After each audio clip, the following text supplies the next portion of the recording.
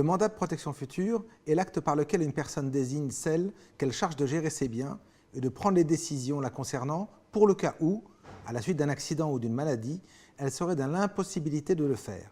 Impossibilité de s'exprimer, incapacité mentale. C'est un acte librement consenti. Il permet à la personne qui prend cette disposition de choisir son mandataire et donc de ne pas faire dépendre ce choix d'une décision judiciaire de mise sous tutelle. Cela lui permet de s'entendre préalablement avec son mandataire sur les décisions que celui-ci devra prendre le moment venu. Prenons un exemple. Daniel, âgé de 71 ans, apprend qu'il est atteint de la maladie d'Alzheimer. Il sait donc qu'à moyen terme, il sera dans l'incapacité de gérer ses biens et de prendre les dispositions relatives à sa santé, traitement, placement dans un établissement spécialisé, etc. Préférant décider par lui-même et avec ses proches, tant qu'il en a encore les facultés, il décide d'organiser ainsi sa fin de vie, plutôt que d'attendre que soit prise une décision judiciaire le déclarant incapable. Il désigne son épouse Françoise, âgée de 66 ans, comme mandataire et leur fille Béatrice, âgée de 37 ans, comme mandataire de substitution, afin qu'elle puisse remplacer sa mère dans le cas où celle-ci serait dans l'impossibilité de le faire. Toutes deux acceptent.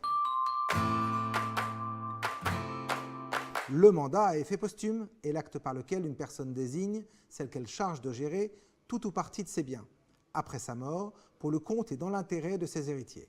Les parents d'enfants mineurs ou souffrant d'un handicap lourd, les chefs d'entreprise ou les personnes qui possèdent des biens dont la gestion nécessite des compétences particulières, peuvent vouloir protéger leurs héritiers en les déchargeant dans un moment difficile de la gestion de leur patrimoine et en leur évitant de prendre, dans l'urgence, des décisions qu'ils pourraient par la suite regretter.